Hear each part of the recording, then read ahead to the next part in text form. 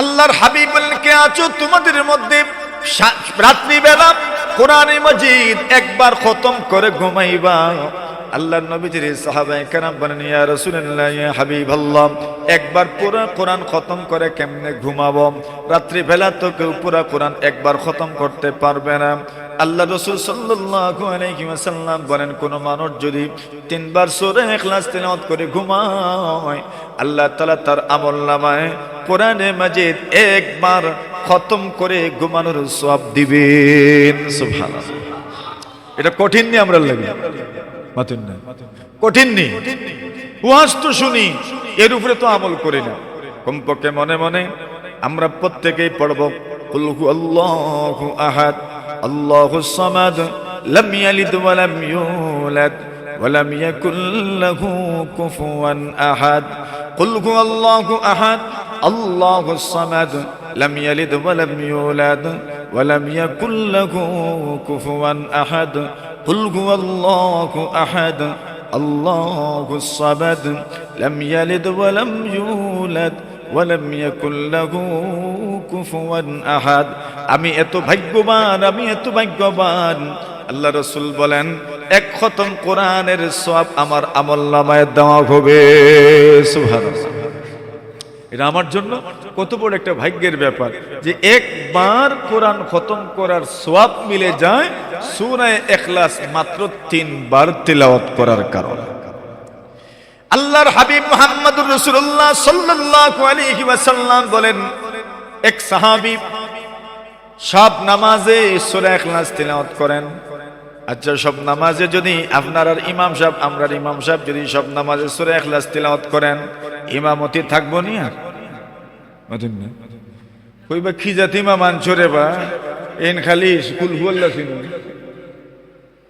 নবী আকরাম সাল্লাল্লাহু আলাইহি ওয়াসাল্লামের সাহাবী সূরা ইখলাস তিলাওয়াত করেন। সাহাবায়ে কেরাম মুক্তাদিরা বলেন, ইমাম সাহেব একটু পরিবর্তন করলে তো ভালো। উনি বলেন, আমি পরিবর্তন করতাম না। সুবহানাল্লাহ। তোমরা ভাললে কিছু করিলাও, কে কিতা করতা? আল্লাহ রাসূল ইমাম দিছুন, কে দিছুন? রাসূল ইমাম বানায় দিছেন। এখন কেউ আর চাকরি নোট করতে পারবা? উনি বলছেন, কিচ্ছু পারলে করিলাও। আল্লাহর হাবিব সাল্লাল্লাহু আলাইহি ওয়াসাল্লামের কাছে সাহাবীরা আসলেন আর বলেন, ইয়া রাসূলুল্লাহ, ইয়া হাবিবাল্লাহ, আপনার সাহাবী ইমাম সাহেব সব নামাজে সব রাকাতে সূরা ইখলাস তিলাওয়াত করেন, অন্যান্য সূরা মিলান ঠিক আছে, কিন্তু সূরা ইখলাস বাদ যায় না। আমরা কত করে বুঝাইলাম, সূরা ইখলাস একটু পরিবর্তন করেন না কেন? আল্লাহ রাসূল সাল্লাল্লাহু আলাইহি ওয়াসাল্লামকে সাহাবায়ে কেরাম বলেন, আপনার সাহাবী মানতে রাজি নয়, শুধু সূরা ইখলাস তিলাওয়াত করেন। কি যে হইল, শুধু সূরা ইখলাস তিলাওয়াত করেন, কারণটা তো বুঝে উঠতে পারি না। আল্লাহ রাসূল বললেন, উনাকে আমার কাছে নিয়ে আসো। ওনার কাছে রাসূলের কাছে উনি গেলেন। আল্লাহ রাসূল বললেন, আপনার বিরুদ্ধে অভিযোগ এসেছে। কি অভিযোগ ইয়া রাসূলুল্লাহ? আপনি সব রাকাতে সূরা ইখলাস তিলাওয়াত করেন। বলে, জি করি তো। সুবহানাল্লাহ।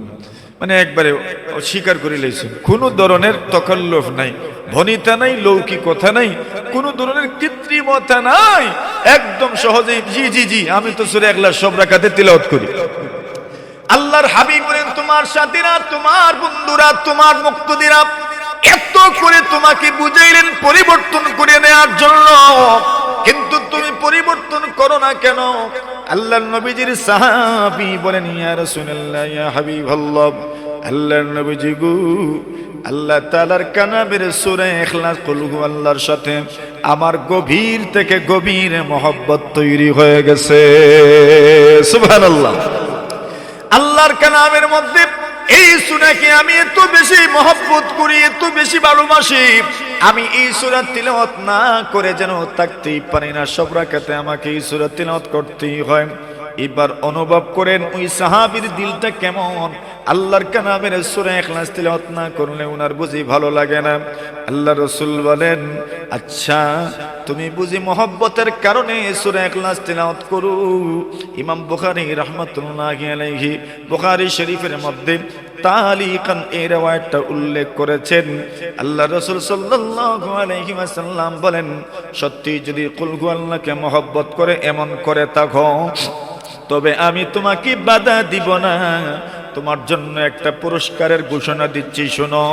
রাসূল বলেন, হুব্বুকা ইয়াহা আদখালাকাল জান্নাহ, তুমি যে আল্লাহর কালামের সূরা ইখলাস কি তুমি মহব্বত করো, আল্লাহর কালামের সূরা ইখলাস কুল হুয়াল্লাহ শরীফ কি তুমি মহব্বত করো, কুল হুয়াল্লাহর মহব্বত তোমাকে আল্লাহ তাআলার জান্নাতের মেহমান বানাবে।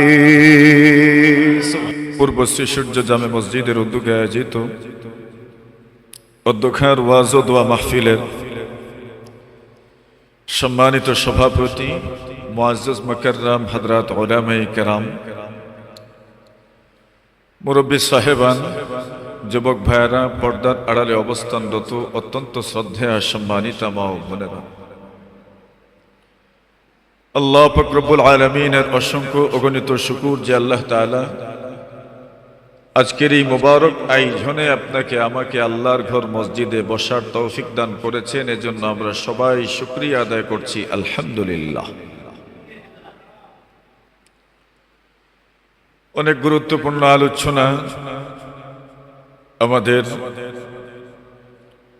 এলাকার কৃতি সন্তান হযরত মাওলানা মুফতি সাজ্জাদুর রহমান কাসিমি হাফিজাহুল্লাহ করেছেন। আমাদের হযরত মাওলানা হুসাইন আহমদ কদর সাহেব করেছেন। আমাদের ইমাম সাহেবও গুরুত্বপূর্ণ আলোচনা পেশ করেছেন। আমাদের নুরি সাহেব সহ সর্বশেষ আমাদের মাধবপুরী হুজুর দামাত বারাকাতুহুম অত্যন্ত গুরুত্বপূর্ণ আলোচনা পেশ করেছেন। আমার পরে আমাদের আজকের এই মাহফিলের প্রধান অতিথি হযরত শাইখে বরনবী রাহিমাহুল্লাহু তাআলার সাহেবজাদা হযরত মাওলানা ওয়ালিউর রহমান সাহেব হাফিজাহুমুল্লাহ গুরুত্বপূর্ণ আলোচনা পেশ করবেন ইনশাআল্লাহ। আমরা এখনো যারা বাড়িঘরে রয়েছি, আমরা সকলেই আস্তে আস্তে মাহফিল স্থলে মসজিদে পৌঁছে যাই। আমরা কেউই যেন বরুণার পীর সাহেব হুজুরের দোয়া ও নসিহত থেকে বঞ্চিত না হই। আল্লাহ তাআলা আমাদের সকলকে তৌফিক দান করুন, আমরা সবাই বলি আমিন। আমি আপনাদের সামনে মহাগ্রন্থ আল কোরআনের সামান্য তিলাওয়াত করেছি। একদম প্রথম দিকে, প্রথম পারার যে প্রথম সূরা সূরাতুল বাকারা থেকে আমি সামান্য তিলাওয়াত করেছি। আয়াতের শুরুতে, সূরার শুরুতে আল্লাহ তাআলা ভাঙ্গা ভাঙ্গা কয়েকটা অক্ষর বলেছেন, যেগুলোকে আমরা মক্তবে পড়তাম আলিফ। আমাদের কোরআনে মাজিদের প্রথম শব্দ আলিফ। কি? আলিফ। সূরাতুল ফাতিহা আমরা কোরআনের প্রথমে দেখি, কিন্তু ওইটা পারার অন্তর্ভুক্ত না। কোরআনে মাজিদ আমরা যারা তিলাওয়াত করি বা আমরা খুলি, আমরা দেখেছি প্রত্যেক পারার উপরে এক একটা নাম আছে। প্রথম পারাতে দেখবেন আলিফ লাম মিম, দ্বিতীয় পারা দেখবেন সায়াকুল, এটা লেখা। তৃতীয় পারা দেখবেন তিলকার রুসুল। এইভাবে এক এক পারার এক এক নাম। 30 নম্বর পারার নাম আমপারা। কি পারা? আমপারা মানে কি? গাছের থেকে আম পাড়া মনে হয়। আমরা ছোটবেলা তো এটাই বুঝতাম, আমপারা মানে কি? গাছের থেকে মনে হয় আম পাড়া। এটা মূলত আম্মা পারা। আম্মা পারা কেন? এই পারার প্রথম শব্দ হচ্ছে আম্মা। প্রথম শব্দ কি? আম্মা। এই জন্য এটারে আমরা সহজে এখন বলি কি পারা? আম্মা। মূলত এই পাড়ার নাম আম্মা পাড়া। মানে কি বলে, এই পাড়ার প্রথম শব্দ বলেন আম্মা। প্রথম শব্দ কি? আম্মা। আম্মা ইয়াতাসাআলুন।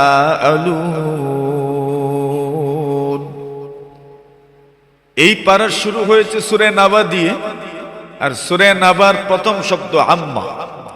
আম্মা ইয়াতাসাআলুন আনিন নাবাইল আযীম আল্লাযী হুম ফীহি মুখতালিফুন।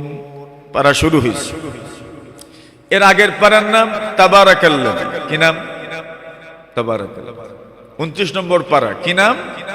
তাবারাকাল্লাযী। এই পারা শুরু হয়েছে তাবারাকাল্লাযী সূরা দ্বারা। সূরার নাম সূরাতুল মুলক। আমরা সহজে বুঝি তাবারাকাল্লাযী সূরা। অনেক সূরার নাম তো আমরা জানি না, কিন্তু সূরার প্রথম শব্দ দিয়ে নাম বুঝি। আরাইতাল্লাযী সূরা। কোন সূরা? এই সূরার নাম কি তা? মাউন তো যারা মাদ্রাসায় পড়ে তারা না বুঝে, আর আমরা বাকি সবাই কি বুঝি? আরাইতাল্লাযী সূরা।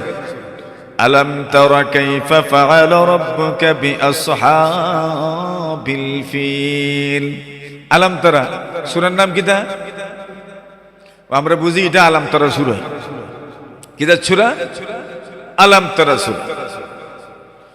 ওয়াইলুল লিকুল্লি হুমাযাতিল লুমাযা। সূরার নাম কি? সূরা হুমাযা। আমরা আর সহজে বুঝি ওয়াইলুল লি সূরা। কোন সূরা? ওয়াইলুল লি সূরা। আচ্ছা, কুল আউযু বিরাব্বিন নাস। এই সূরার নাম কি তা? সূরা নাস। এটা আবার অনেকের মুখস্থ আছে, এরপরেও আমরা অনেকে পারি না। আমরা কই কুল আউযু বিরাব্বিন নাস। আচ্ছা, ইন্না আ'তাইনাকাল কাউসার। এই সূরার নাম কি তা? বলি ইন্না আ'তাইনা। এই সূরার নাম কি তা? ইন্না আ'তাইনা। অথচ নাম কি? সূরা কাউসার। আমরা সহজে বুঝি, আমরা অতটা বুঝি না। আমরা কিতা বুঝি? ইন্না আ'তাইনা সূরা। ইন্না আ'তাইনাকাল কাউসার। আচ্ছা, লিইলাফি কুরাইশ। সূরার নাম কি? আমরা বুঝি না, আমরা বুঝি লিলাফি। কি জাত সূরা? লিলাফি সূরা। লিইলাফি কুরাইশ ইলাফিহিম। বাস এইভাবে ইযা যুলজিলাতিল আরদু জিলজালাহা। সূরাতুর নাম সূরাতুল জিলজাল। আমরা বুঝি ইযা যুলজিলাতি সূরা। আল কারিয়া, ওইটা ঠিক আছে। সূরার নাম কি বলে? সূরাতের নাম হইল কারিয়া। আমরা বলি আল কারিয়া সূরা। ঠিক আছে এটা। ওয়াল আদিয়াতি যাবহা। সূরার নাম কি বলে? আদিয়াত। ঠিক আছে, এটার নাম হই ওয়াল আদিয়াত। ওয়াল আদিয়াতি যাবহা। সূরার নাম কি বলে? ওয়াত-তিনি ওয়াজ-যাইতুন ওয়া তুরি সিনিন। বলে এটা কোন সূরা? বলে ওয়াত-তিনি সূরা। বলে ঠিক আছে, এটা ওয়াত-তিনি সূরা। দেখছেন, মানে এক একটা সূরার নাম আছে, আর আমরা আরেক নাম বলি, এটা পরিচয়ের জন্য। তো এক এক পারারও এক এক নাম। প্রথম পারার নাম কি? আলিফ লাম মিম। যেই পারার প্রথম শব্দ আসবে এই শব্দ দিয়েই পারার নাম। এখন কোন পারার নাম তো আলহামদুলিল্লাহ নাই। আলহামদুলিল্লাহ নামে কোনো পারাই নাই, অথচ আলহামদুলিল্লাহ সূরা সর্বপ্রথম। কিন্তু পারা শুরু হয় সূরাতুল বাকারা থেকে। আলিফ লাম মিম। আল্লাহ তাআলা শুরু করলেন আলিফ লাম মিম। প্রথমে অক্ষর আসলো আলিফ, 2 নম্বর অক্ষর আসলো লাম, 3 নম্বর অক্ষর আসলো মিম। কোরআনে মাজিদের বিভিন্ন শব্দের মধ্যে যখন আমরা মিম পড়ি তখন মিম পড়ি না, মিমের উচ্চারণ পড়ি আলহাম, হাম, হার পরে মিম আছে, মিম পড়ি না বরং আলহাম, মিমের উচ্চারণ পড়ি আলহামদুলিল্লাহ। দালের উপর পেশ দিয়ে দু পড়ি, কেউ দাল পড়ি না।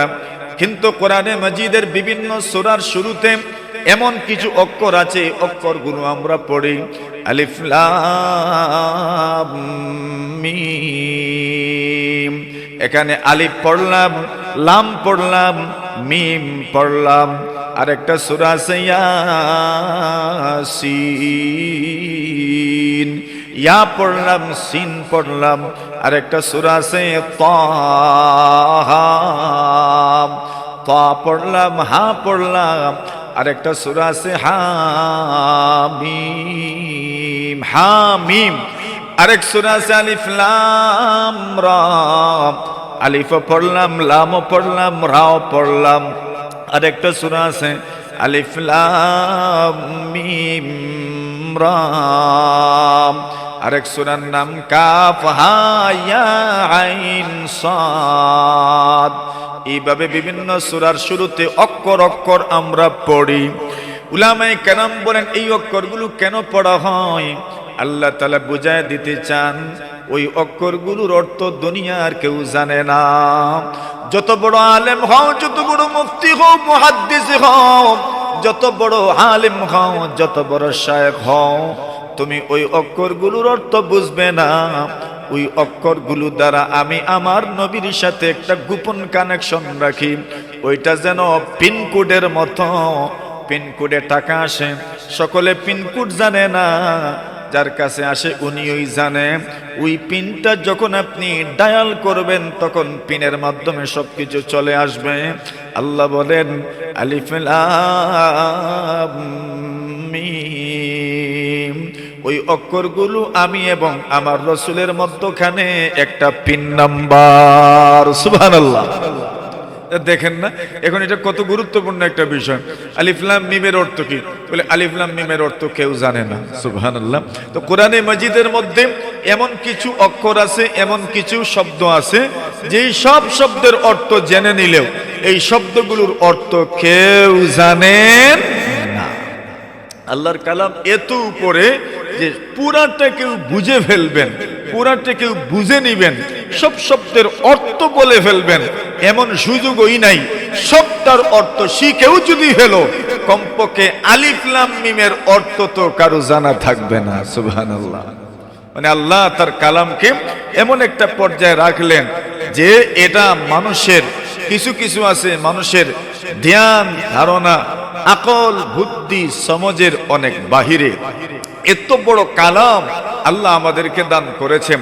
এখন যদি দুনিয়ার কোনো মানুষ এই কালামের সাথে, এই কোরআনের সাথে একটু সময় বিতাইতে পারে, একটু সময় যদি অতিবাহিত করতে পারে, তবে তার দাম কেমন? আল্লাহর রাসূল বলছেন তার দাম, তার মান, তার শান, তার মর্যাদা মানুষের ধরা ছোঁয়ার অনেক বাহিরে। সুবহানাল্লাহ। মানুষের ধরা ছোঁয়ার অনেক, মানে কেউ ওই পর্যন্ত পৌঁছতে পারবে না। এত শান, এত মান, এত মর্যাদা ধরা ছোঁয়ার বাহিরে। আচ্ছা বলেন না, যারা রমজান মাসে আমরা তারাবির নামাজ পড়ি, বিশেষ করে খাতমে কোরআনে যারা অংশগ্রহণ করি, ওই সময় মনের মধ্যে যে তৃপ্তি অনুভব হয়, অন্য সময় এত তৃপ্তি কি অনুভব হয়? এই সময় একজন হাফিজ যখন তিলাওয়াত করেন, আমাদের কি মনে হয়? সুবহানাল্লাহ, আল্লাহর বান্দা ওইটা মুখস্থ রাখলো কিভাবে, আল্লাহর বান্দা ওইটা পড়েই বা কিভাবে, এটাই তো আমরা মনে করি। আল্লাহর কালাম এত উপরে, এত উপরে, আল্লাহর যদি খাস নজর না থাকে, দয়া না থাকে, মানুষ আল্লাহর কালাম মুখস্থ করতেই পারে না। সুবহানাল্লাহ। মানুষের ব্যক্তিগত কোনো ক্রেডিট দিয়ে, শুধু স্মরণ শক্তির শক্তি দিয়ে, স্মরণ শক্তির জোরে আল্লাহর কালাম মুখস্থ করবেন এমন কোনো রাস্তাই নাই। সুবহানাল্লাহ। এটা কার দয়া? বলেন বলেন বলেন, কার দয়া? বুঝেন নাই মনে হয়। হযরত কাশ্মীরি রহমাতুল্লাহি আলাইহি, আনোয়ার শাহ কাশ্মীরি রহমাতুল্লাহ আলাইহি, আল্লাহর বান্দা কোন কিতাব একবার যদি দেখে ফেলতেন 40 বছর পর্যন্ত ওনার মনে থাকতো। কত বছর? 40 বছর। কোন একটা কিতাব এইভাবে দেখে ফেললে 40 বছর পর্যন্ত ওনার স্মরণ থাকতো, মনে থাকতো। সুবহানাল্লাহ। স্মরণ শক্তি বোঝেন। আমরা তো এমন মানুষ, স্ত্রী যদি কিছু আনার কথা কইন বাজারে গিয়ে ভুলে যাই।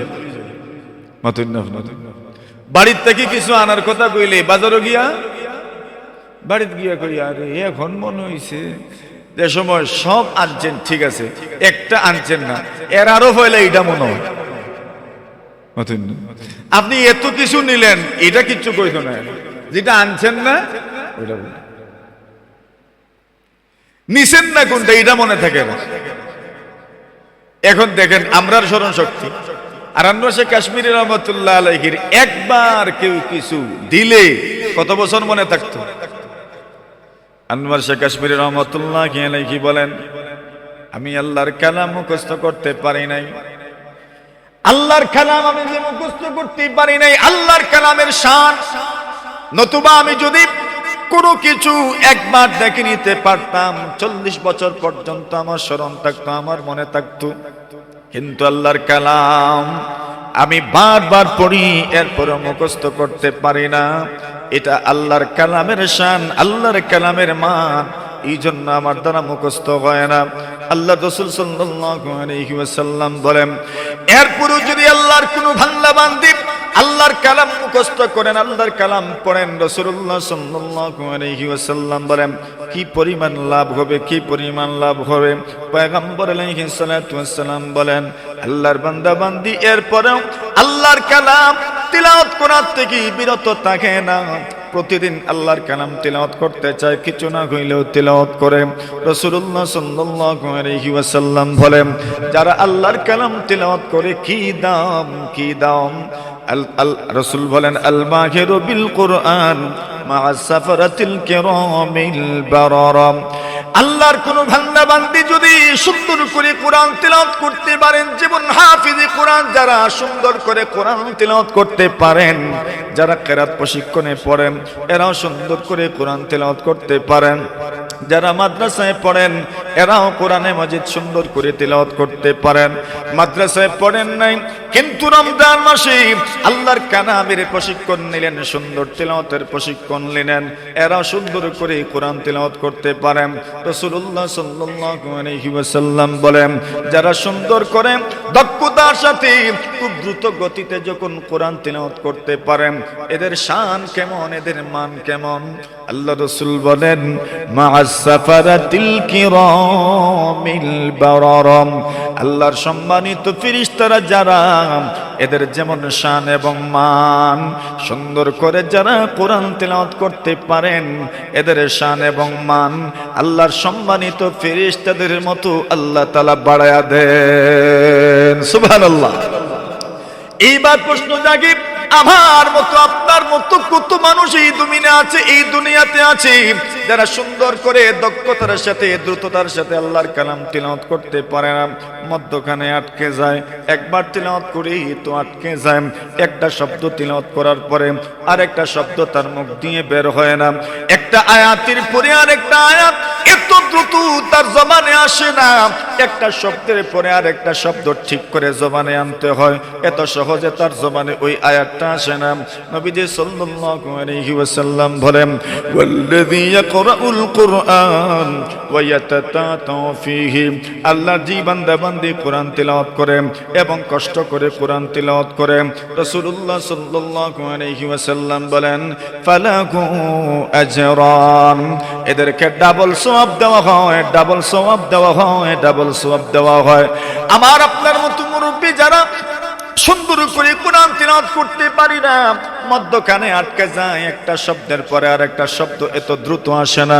রাসূলুল্লাহ সাল্লাল্লাহু আলাইহি ওয়াসাল্লাম বলেন, এদের মান, এদের সম্মান, এদের সওয়াব, এদের মর্যাদা কেমন। ফালাহু আজরান। আল্লাহ তাদেরকে ডাবল সওয়াব দেন, ডাবল সওয়াব দেন, ডাবল সওয়াব দেন। একটা সওয়াব হইল আজরুল কিরাত, একটা সওয়াব হইল তিলাওয়াতের সওয়াব, আর 2 নম্বর সওয়াব হলো আজরুল মাশাক্কা, কষ্ট করে যে পড়েছেন ওই কষ্টের সওয়াবও আল্লাহ তাআলা দান করেন। সুবহানাল্লাহ। দুই সওয়াব দেওয়া হয়, একটা সওয়াব হইল তিলাওয়াতের সওয়াব, আর আরেকটা হইল কষ্ট করে যে পড়েছেন এজন্য আরেক সওয়াব দেওয়া হয়। তাহলে বোঝা গেল ক্ষতি নাই। আল্লাহর হাবিব সাল্লাল্লাহু আলাইহি ওয়াসাল্লাম বলেন ইকরাউল কুরআন, আল্লাহর নবীজি বলেন কোরআন মনোযোগ দিয়ে পড়ো, কোরআন মনোযোগ দিয়ে পড়ো। আমরা দেখেছি আমাদের মুরব্বিনা, আমাদের মা চাচিরা বাড়িতে কোরআন তিলাওয়াত করতেন, আমাদের বাপদাদারা বাড়িতে কোরআন তিলাওয়াত করতেন। কিন্তু এমন একটা সময় এসেছে বাড়িতে কোরআন পড়নেওয়ালা মানুষ নাই, স্ত্রীও কোরআন তিলাওয়াত করেন না, বড়রাও কোরআন তিলাওয়াত করেন না, পুরুষেরাও কোরআন তিলাওয়াত করে না, বাচ্চারাও কোরআন তিলাওয়াত করে না। একটা সময় ছিল বাচ্চাদেরকেও কোরআন নিয়ে বসতে হইতো, মুরব্বীরাও কোরআন তিলাওয়াত করতেন, বাবারাও কোরআন তিলাওয়াত করতেন, মায়েরাও কোরআন তিলাওয়াত করতেন। আল্লাহর হাবিব সাল্লাল্লাহু আলাইহি ওয়াসাল্লাম বলেন তুমি যদি কোরআন তিলাওয়াত করতে পারো ওই তিলাওয়াতটা তোমার জন্য কি পরিমাণ কার্যকরী হবে। আল্লাহর হাবিব বলেন ফাইন্নাহু ইয়াতি ইয়াউমাল কিয়ামা শাফিআন লিআসহাবি। আল্লাহর কোন বান্দা বান্দি যদি মনোযোগের সাথে কোরআন তেলাওয়াত করেন, রাসূল বলেন ওই কোরআন তেলাওয়াতটা আমার জন্য আপনার জন্য কিয়ামতের কঠিন ময়দানে সুপারিশকারী হিসাবে আসবে। সুবহানাল্লাহ।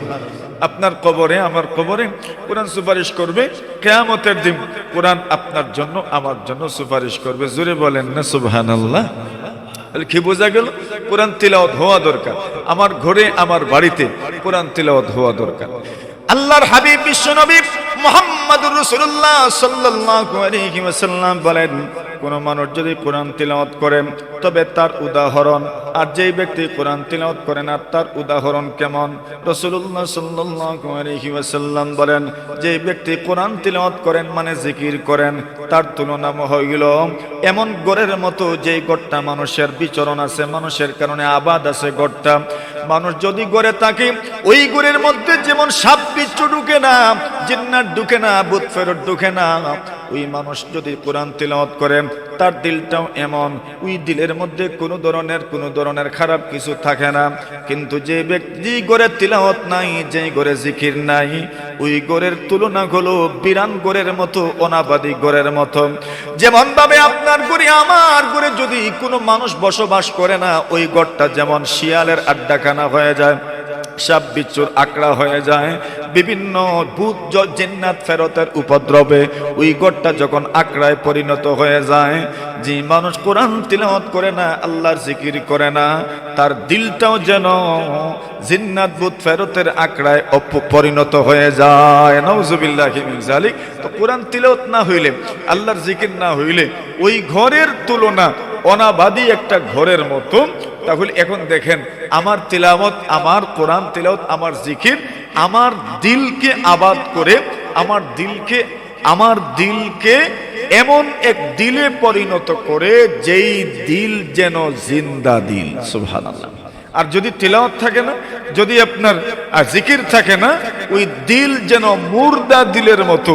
এখন যেই ঘরে মানুষের বসবাস নাই, এই ঘরে সাপ বিচ্ছু থাকে।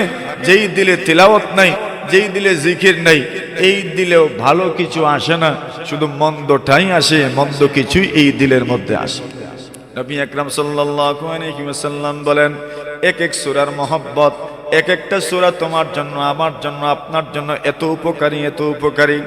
আল্লাহর হাবিব সাল্লাল্লাহু আলাইহি ওয়াসাল্লাম বলেন কোন মানুষ যদি সূরা ইয়াসিন তিলাওয়াত করে, সূরা ইয়াসিন তিলাওয়াত করে, রাসূলুল্লাহ সাল্লাল্লাহু আলাইহি ওয়াসাল্লাম বলেন দুনিয়ার সব জিনিসের একটা দিল আছে, সব জিনিসের একটা কেন্দ্র আছে।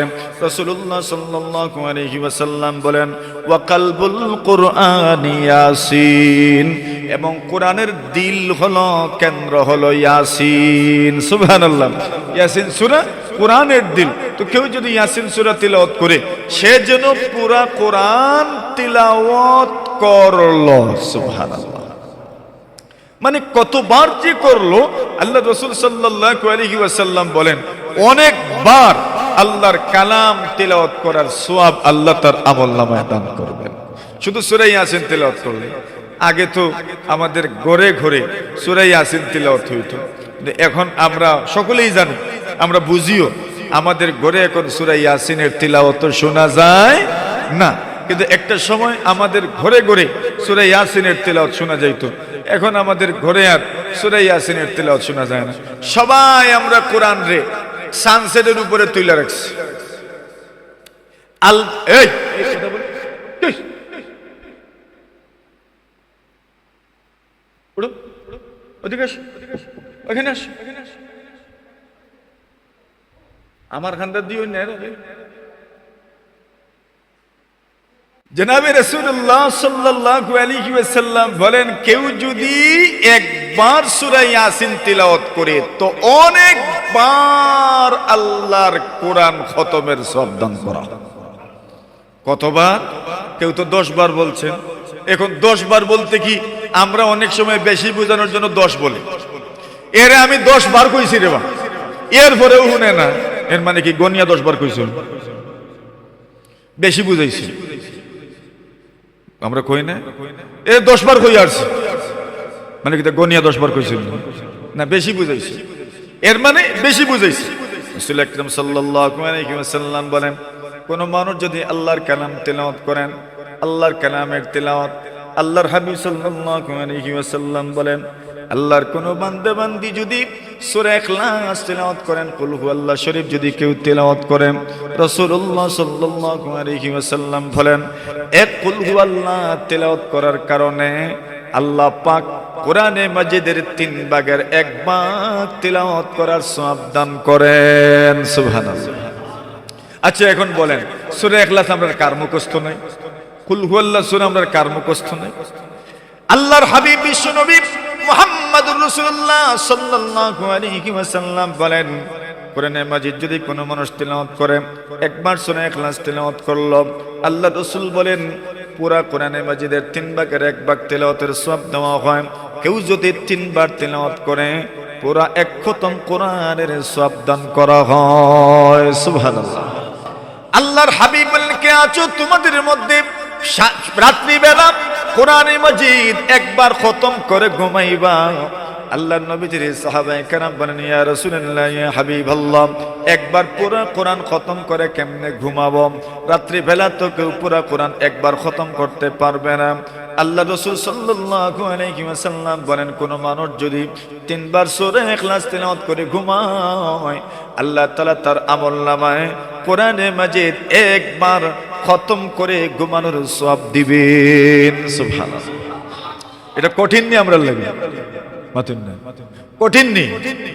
ওয়াজ তো শুনি, এর উপরে তো আমল করি না। কমপক্ষে মনে মনে আমরা প্রত্যেকেই পড়ব, কুল হুয়াল্লাহু আহাদ আল্লাহুস সামাদ লাম ইয়ালিদ ওয়া লাম ইউলাদ ওয়া লাম ইয়াকুল লাহু কুফুয়ান আহাদ।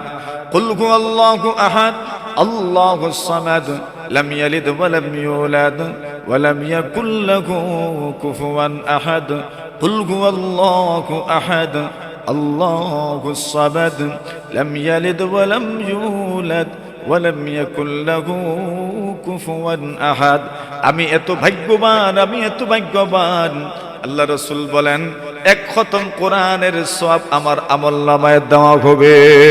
সুবহানাল্লাহ। এটা আমার জন্য কত বড় একটা ভাগ্যের ব্যাপার যে একবার কোরআন খতম করার সওয়াব মিলে যায় সূরা ইখলাস মাত্র 3 বার তেলাওয়াত করার কারণে। আল্লাহর হাবিব মুহাম্মদুর রাসূলুল্লাহ সাল্লাল্লাহু আলাইহি ওয়াসাল্লাম বলেন, এক সাহাবী সব নামাজে সূরা ইখলাস তেলাওয়াত করেন। আচ্ছা, সব নামাজে যদি আপনার আর ইমাম সাহেব, আমরার ইমাম সাহেব যদি সব নামাজে সূরা ইখলাস তেলাওয়াত করেন, ইমামতি থাকবো নি? আর মাতুন না কইবা কি জাতি ইমাম আনছরে বা এন খালি কুল হুয়াল্লাহ শুনুন।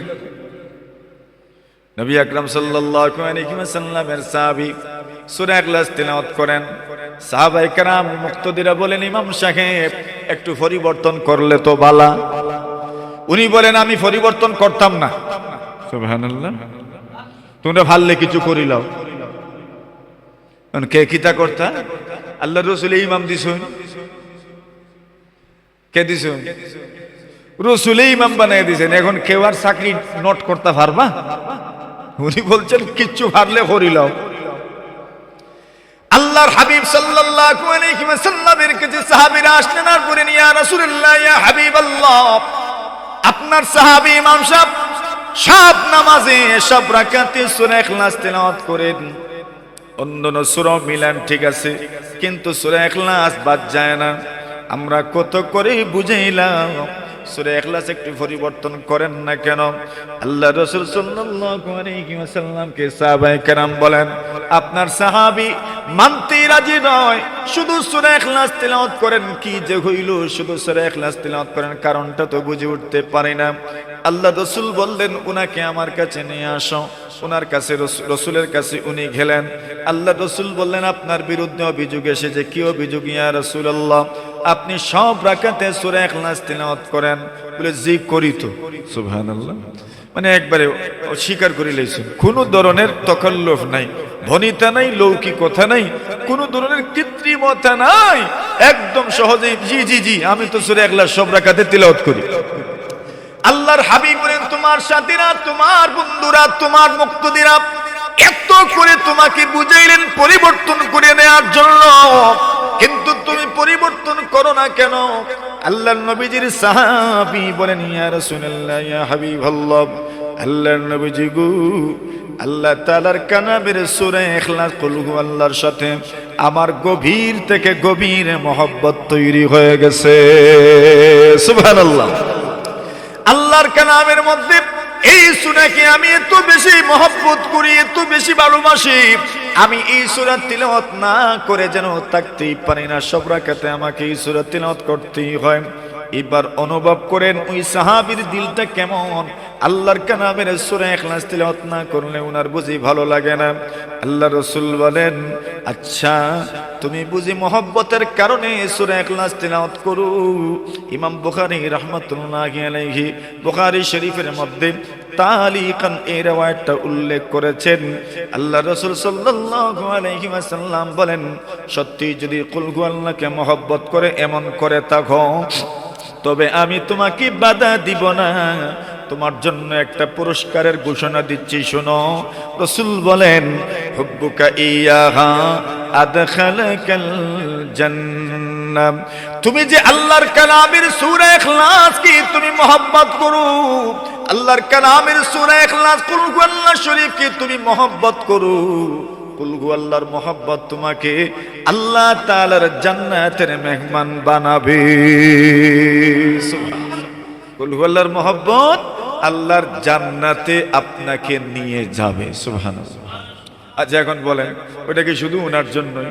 তো আমরাও যদি সূরা ইখলাস প্রতিদিন তিলাওয়াত করব, এটা যদি নিজের জীবনের ওয়াজিফা বানায়া নেই, নিজের জন্য জরুরি করে নেই, তাহলে তো আশা করা যায় সূরা ইখলাসের মহব্বত আমাকেও তো আল্লাহর জান্নাতের মেহমান বানাইতে পারে। সুবহানাল্লাহ। আমাদের সমাজে আমার ঘরে আপনার ঘরে অভাব আছে, কার ঘরে অভাব নাই? সবার ঘরেই তো অভাব অনটন আছে। রাসূলুল্লাহ সাল্লাল্লাহু আলাইহি ওয়াসাল্লাম বলেন, কোরআনে মাজিদের একটা সূরা আছে, ওই সূরা যদি কেউ তিলাওয়াত করে ঘর থেকে আল্লাহ পাক অভাব দূর করে দিবেন। কিন্তু আমরা জানিও না, জানলেও তিলাওয়াত করি না, জানলেও পড়ি না। আল্লাহর হাবিব সাল্লাল্লাহু আলাইহি ওয়াসাল্লামের সাহাবী হযরত উসমান ইবনে আফফান রাদিয়াল্লাহু তাআলা আনহু আব্দুল্লাহ ইবনে মাসউদ রাদিয়াল্লাহু তাআলাকে দেখার জন্য ওনার বাড়িতে গেলেন। আব্দুল্লাহ ইবনে মাসউদ অসুস্থ। আব্দুল্লাহ ইবনে মাসউদকে উসমান ইবনে আফফান বললেন, মা তাশতাকি, আব্দুল্লাহ আপনার অসুস্থতাটা কি একটু বলেন। আব্দুল্লাহ ইবনে মাসউদ বলেন, আমার অসুস্থতা হইল আমার গুনাহ, আমি বড় গুনাহগার মানুষ, গুনাহ করতে করতে আমার জীবনটা যেন আমি কালো করে নিয়েছি। নবীর সাহাবী বলছেন, গুনাহ করতে করতে যেন আমি আমার জীবনটাই কালো করে নিয়েছি। আর আমি তো কত বড় গুনাহগার, আমি তো কত বড় গুনাহগার, আমার গুনাহের কোনো পারাপার নাই, আমার গুনাহের কোনো শেষ নাই। হাঁটতে বসতে যেন আমার থেকে গুনাহ হচ্ছে। নবীর সাহাবী আব্দুল্লাহ ইবনে মাসউদ বলছেন, আমার রোগ হলো আমার গুনাহ, আমার রোগ, আমার গুনাহ হইল আমার রোগ। হযরত উসমান ইবনে আফফান শারীরিক রোগের কথা জিজ্ঞাসা করেছেন, উনি শারীরিক রোগের কথা বলেন নাই, উনি ওনার আত্মার রোগের কথা বলছেন। উসমান ইবনে আফফান রাদিয়াল্লাহু রাদিয়াল্লাহু তাআলা আনহু বলেন, আচ্ছা ঠিক আছে, রোগ তো বুঝলাম, এইবার মানুষ যখন রোগী দেখতে যায় রোগীদেরকে প্রশ্ন করে কিছু খাইবার কি মনে চায়? আল্লাহর নবীর সাহাবী উসমান ইবনে আফফান আব্দুল্লাহ ইবনে মাসউদকে প্রশ্ন করেন, ওয়ামা তাশতাহি, আপনার মনের কোনো আশা আছে কিনা? কোনো কিছু খাইতে কি মনে চায়? কোনো খাহিশ আছে কিনা? কোনো ইচ্ছা আছে কিনা? কোনো আশা আকাঙ্ক্ষা আছে কিনা? আব্দুল্লাহ ইবনে মাসউদ বলেন, আমার মনের আশা আকাঙ্ক্ষা গুলো রহমত রব্বি,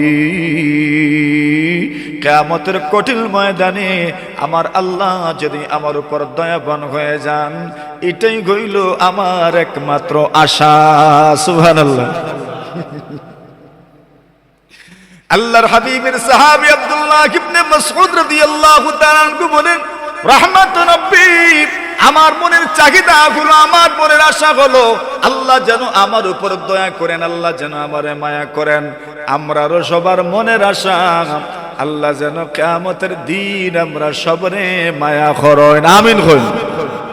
আব্দুল্লাহ ইবনে মাসউদ বলেন, রহমত রব্বি, আমার মনের চাওয়া হইল আল্লাহ যেন দয়া করেন, শুধু আখিরাতে নয় দুনিয়াতেও যেন দয়া করেন। কত পেরেশানি, কত অভাব, কত ধরনের অভাব আমাদের জীবনে আছে, আমাদের কত মানুষ আত্মীয় স্বজন অসুস্থ আছেন, কত ধরনের বালা মুসিবত প্রতিদিন আমাদেরকে ফেস করতে হয়। আল্লাহ রহমত যদি না হতো পদে পদে আমরা ধরা খেয়ে যেতাম, ঠিক কিনা? আব্দুল্লাহ ইবনে মাসউদ বলেন, রহমত রাব্বি, আল্লাহ যেন আমাদের উপর দয়াবান হয়ে যান। আল্লাহ যদি দয়াবান হয়ে যান আমাদের আর কোনো কিছুই লাগে না। আব্দুল্লাহ ইবনে মাসউদের এই জবাবের পরে এইবার উসমান ইবনে আফফান বলেন, ও আব্দুল্লাহ, তোমার অসুস্থতার কথাও শুনলাম, মনের চাওয়ার কথাও শুনলাম, এইবার বলো না দেখি, আপনার জন্য যদি আমি কিছু দিতে চাই কি চাইবেন আপনি আমার কাছে? আব্দুল্লাহ ইবনে মাসউদ বলেন, কি চাইব দূরের কথা, আপনার কোনো অনুদান আমার জরুরত নাই। সুবহানাল্লাহ। উসমান রাদিয়াল্লাহু তাআলা বলেন, তোমার প্রয়োজন নাই, ঠিক আছে বুঝলাম, কিন্তু তুমি যখন মারা যাবে তোমার মেয়েদের তো প্রয়োজন হতে পারে, কেন এদের তো কিছুই নাই। আব্দুল্লাহ ইবনে মাসউদ বলেন, আমি যদি মারাও যাই, মারা তো যাব কোনো সন্দেহ নাই, আমি মারা যাওয়ার পরে আমার মেয়েদেরও কোনো ধরনের অনুদানের প্রয়োজন নাই। সুবহানাল্লাহ। আচ্ছা, নিজেরটা তো কনফিডেন্সের সাথে বলা যায়, কিন্তু আমার পরে আমার মেয়েদেরও কোনো প্রয়োজন হবে না, এত কনফিডেন্স নিয়ে কেমনে বলেন? এত আত্মবিশ্বাস নেই। আব্দুল্লাহ ইবনে মাসউদ রাদিয়াল্লাহু তাআলা আনহু বলেন, আমার কোনো প্রয়োজন নাই, আমার মেয়েদেরও কোনো প্রয়োজন নাই। উসমান ইবনে আফফান বলেন, আপনার মেয়েদের কেন প্রয়োজন নাই? উসমান ইবনে আফফানের জবাবে আব্দুল্লাহ ইবনে মাসউদ বলেন, আমি আমার মেয়েদেরকে এমন কিছু শিখিয়েছি, আমার মেয়েরা যদি ওইগুলো তিলাওয়াত করে, ওইগুলো যদি আমল করে, আমার ঘরে জীবনেও অভাব অনটন আসবে না। সুবহানাল্লাহ। কি শিখিয়েছেন আব্দুল্লাহ ইবনে মাসউদ বলেন, ইন্নী আমাতু বানাতি আইয়া কোরআনা সূরাতুল ওয়াকিয়াতি কুল্লা লাইলা। আব্দুল্লাহ ইবনে মাসউদ বলেন, আমি আমার মেয়েদেরকে আদেশ করেছি এরা যেন প্রত্যেক রাতে সূরাতুল ওয়াকিয়া তেলাওয়াত করে। সুবহানাল্লাহ বলেন। আপনারা তো ইমাম সাহেবকে বলতে পারেন, ইমাম সাহেব যেন আমাদের সন্তানদেরকে সূরাতুল ওয়াকিয়াটা সুন্দর করে তিলাওয়াত শিখায়া দেন। আপনার আমার অনেকের সন্তান মাদ্রাসায় পড়ে কিন্তু সূরাতুল ওয়াকিয়া যদি তিলাওয়াত করে না, প্রত্যেকে ঘরে ঘরে সূরাতুল ওয়াকিয়া তিলাওয়াতকে আমরা জারি করব। আমাদের অনেকের মেয়ে মাশাআল্লাহ গর্ব করে তো আমরা বলি, আলহামদুলিল্লাহ আমার মেয়ে 3 খতম করছে, আমার মেয়ে মক্তবে 4 খতম করছে, আমার মেয়ে 2 খতম করছে। কিন্তু আপনার মেয়ে কোরআন পড়লো, খতমও করলো, আপনার ছেলেও কোরআন পড়লো, খতমও করলো, কিন্তু আপনার ঘরে তো সূরাতুল ওয়াকিয়ার তিলাওয়াত হয় না। এটাই তো বাস্তবতা। আব্দুল্লাহ ইবনে মাসউদ বলেন, ইন্নী আমারতু বানাতি, আমি আমার মেয়েদেরকে আদেশ করেছি আইয়া কোরআনা সূরাতুল ওয়াকিয়াতি কুল্লা লাইলা, এরা যেন প্রত্যেক রাতে সূরাতুল ওয়াকিয়া তিলাওয়াত করে। কেন? নবীজি সাল্লাল্লাহু আলাইহি ওয়াসাল্লামকে বলতে শুনেছি, ফা ইন্নী সামি'তু রাসূলুল্লাহি সাল্লাল্লাহু আলাইহি ওয়াসাল্লাম আমি আল্লাহর নবীজিকে ইয়াকুলু বলতে শুনেছি, মান ক্বারাআ সূরাতাল ওয়াকিয়াতি কুল্লা লাইলা লাম তুসিবহু ফাকাতুন আবাদা। আল্লাহ রাসূল বলেন, কোন পুরুষ নারী, কোন যুবক যুবতী, কোন বৃদ্ধ বৃদ্ধা, কোন যুবক কোন যুবতী, কোন কিশোর কিশোরী যদি সূরাতুল ওয়াকিয়া তেলাওয়াত করে, ওই ঘরে জীবনেও অভাব আর অনটন আসবে না। সুবহানাল্লাহ। এই ঘরে জীবনেও অভাব অনটন আসবে না। কোন সূরা তিলাওয়াত করলে? সূরা ওয়াকিয়া। সূরা রহমানের পরেই আছে সূরাতুর রহমান, তোমরা চিনিওই 27 নম্বর পারা সূরাতুর রহমান। এরপরে সূরার নাম হলো সূরাতুল ওয়াকিয়া। ইযা ওয়াকাআতিল ওয়াকিয়া লাইসা লিওয়াকাআতিহা কাযিবা খাফিদাতুর রাফিয়া। ওই আয়াতগুলো দ্বারা শোনা শুরু হয়েছে। এই সূরা যদি কেউ তেলাওয়াত করে, কারো ঘরে যদি তেলাওয়াত করে হয়, জীবনেও অভাব অনটন আসবে না। সুবহানাল্লাহ। আমরা কত মানুষ অভাব অনটনের জীবন যাপন করছি, শেষ নাই অভাব অনটনের। কত মানুষের জীবনে অভাব অনটন আছে, অভাবের তাড়নায় আমরা কত পেরেশান। কন্টিনিউ সর্বদা সূরাতুল ওয়াকিয়ার তিলাওয়াত আমাদের ঘরে জারি হয়ে যাক ইনশাআল্লাহ। আল্লাহ আমাদের ঘর থেকে অভাব আর অনটন দূর করে দিবেন। সুবহানাল্লাহ। এই সূরা যেন মিস না হয় ইনশাআল্লাহ। নিজে তিলাওয়াত করবেন। হুজুর আমি তো কোরআন না খুললে পড়তাম কেমনে? তো খুলে পড়েন। এটা কেমনে পড়বো? বলে তো মুখস্থ করে নেন। মুখস্থ কেমনে করতাম? বলে এত বড় বড় গান মুখস্থ হয়, আর সূরা ওয়াকিয়া মুখস্থ হইতো না? প্রত্যেকদিন 3 আয়াত করে মুখস্থ করে নেন, তখন বুঝবেনও যারা হাফিজ হয় এরা কি রকম কষ্ট করে মুখস্থ রাখে, এটাও বুঝা যাইব। সূরা ওয়াকিয়া কমপক্ষে 3 আয়াত 4 আয়াত 5 আয়াত করে এক দিন মুখস্থ করে নেন।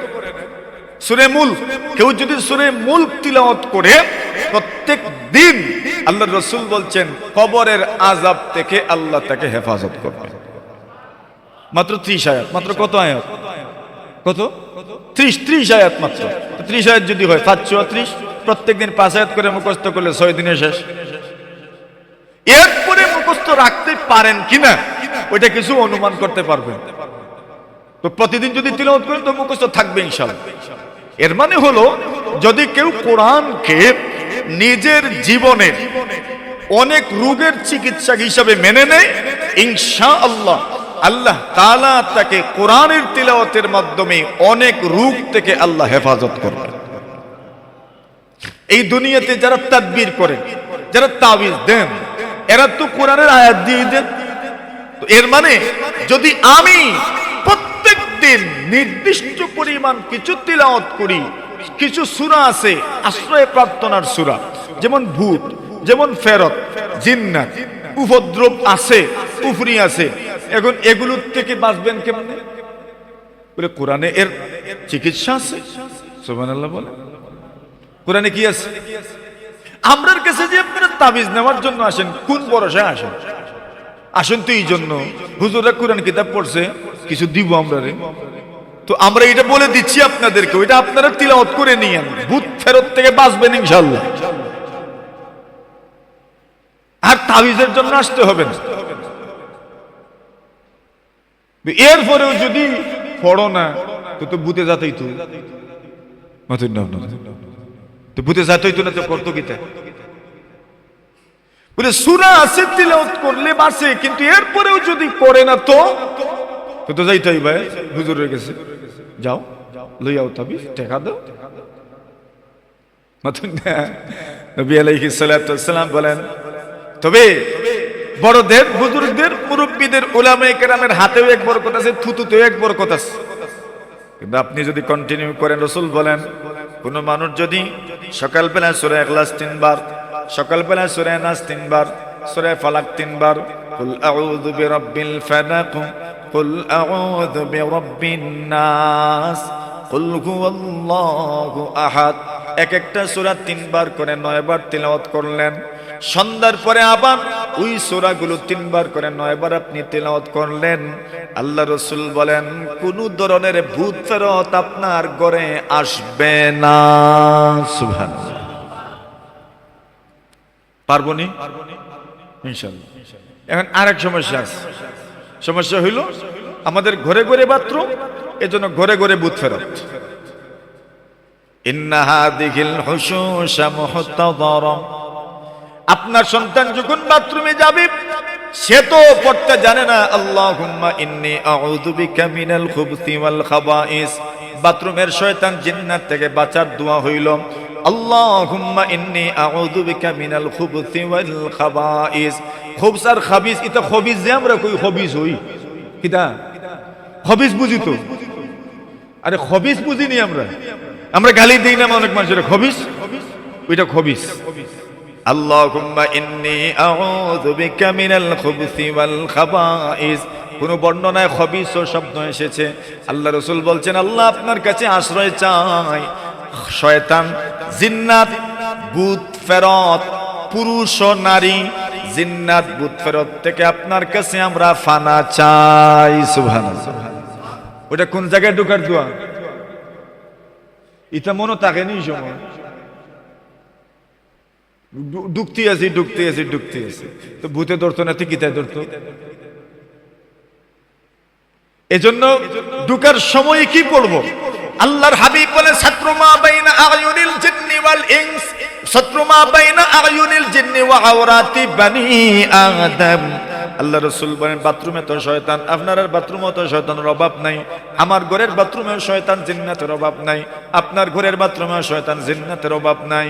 রাসূল বলেন আপনি যখন দোয়া পড়ে ঢুকবেন না, আপনার লজ্জাস্থান শয়তান জিন্নাতরা দেখে খেলাধুলা করে।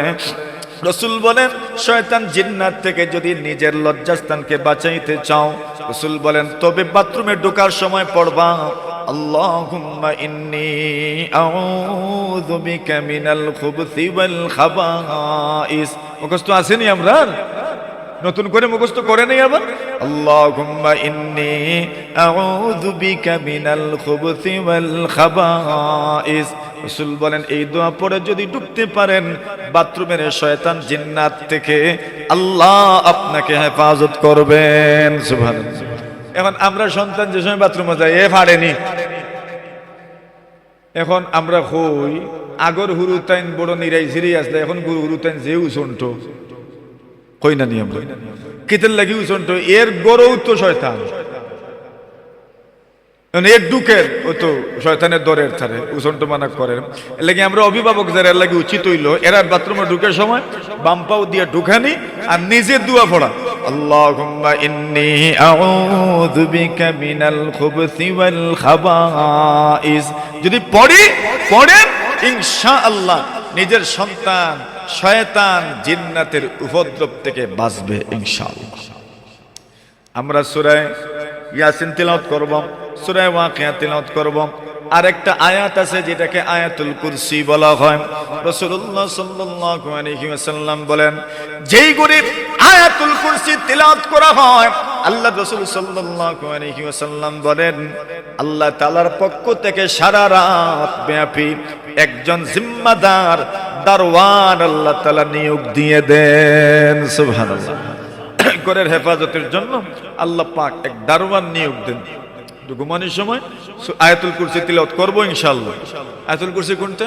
আল্লাহু লা ইলাহা ইল্লা হুয়াল হাইয়ুল কাইয়্যুম লা তাখুযুহু সিনাতুন ওয়ালা নাওম লাহু মা ফিস সামাওয়াতি ওয়া মা ফিল আরদ মান যাল্লাযী ইয়াশফাউ ইনদাহু ইল্লা বিইذনিহি ইয়ালামু মা বাইনা আইদিহিম ওয়া মা খালফাহুম ওয়া লা ইউহীতুনা বিশাইইন মিন ইলমিহি ওয়াসি'a কুরসিয়্যুহুস সামাওয়াতি ওয়াল আরদ ওয়া লা ইয়াউদুহু হিফযুহুমা ওয়া হুয়াল আলিয়্যুল আযীম। ফারমুন ইনশাআল্লাহ।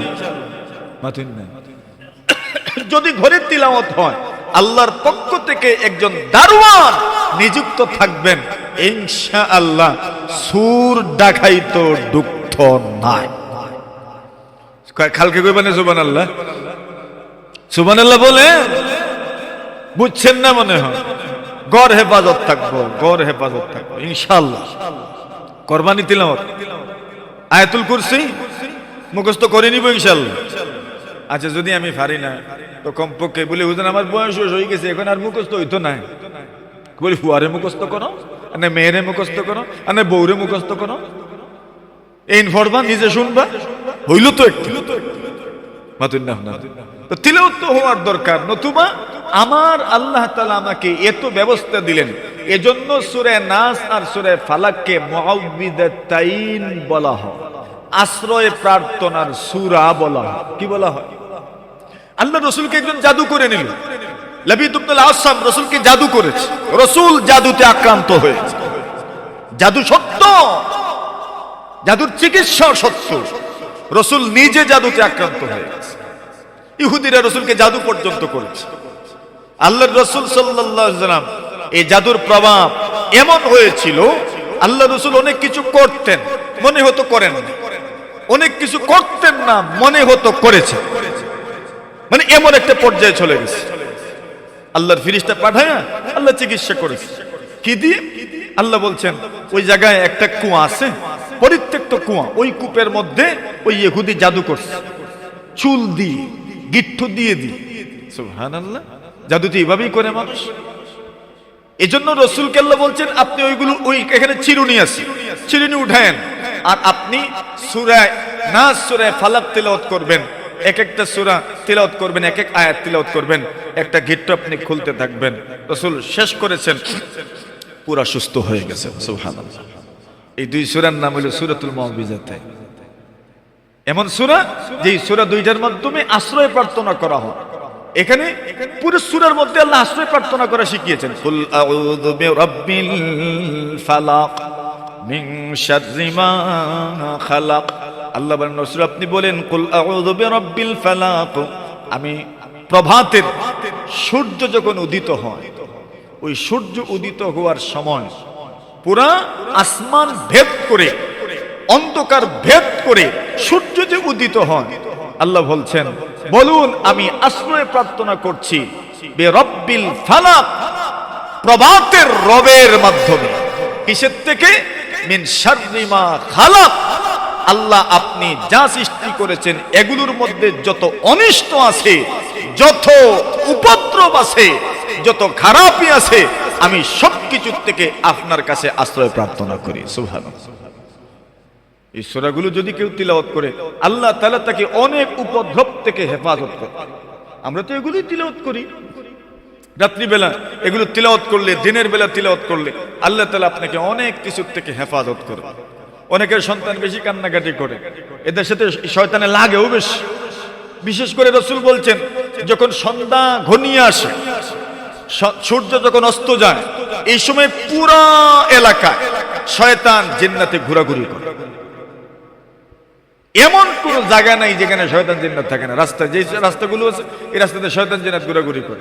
এজন্য আগের আমাদের মুরব্বী হলে কইতা এ হানজা হই যাবে ও হুরুতাইন তোরে গড়ে তুলো, কইতা নেই এগুন তোরে লইয়া বারইও না গড় যাও খেনে কইতা। মুরব্বী হলেও জানতা ইকান শয়তানে ঘুরে, জিন্নাতে ঘুরে। দেখুন যান ও হানজার সময়, গরু তোলার সময় আর বয়স তোলার সময় ফাল মারে না নি একটা, হুদাউদির ফাল মারি দে, কিতার লাগি মারে? শয়তানে ইয়ে গুথা মারে, ও গরুয়ে ফাল মারে জিন্নাতুর গুথায়। এর লাগি এই সময় সন্তানদেরকে স্বাভাবিক চলাচলের রাস্তায় না রাখা, নতুবা শয়তানে সইয়া যায়, এই সময় জিন্নাতে সইয়া যায়। আল্লাহ আমাদেরকে তৌফিক দান করুন, বলেন আমিন। কথা তো আর এত দীর্ঘায়িত করা যাচ্ছে না। হুজুর এসে গেছেন, বলেন আলহামদুলিল্লাহ। আর হুজুরে বলেন আলহামদুলিল্লাহ। এখন আপনারা মসজিদের ওয়াজ, তো মসজিদের ওয়াজ প্রত্যেক বছরই তো একটা হয়, খুশি নি আপনারা? মাথুন নাতে আপনারা সব খুশি নেই মসজিদের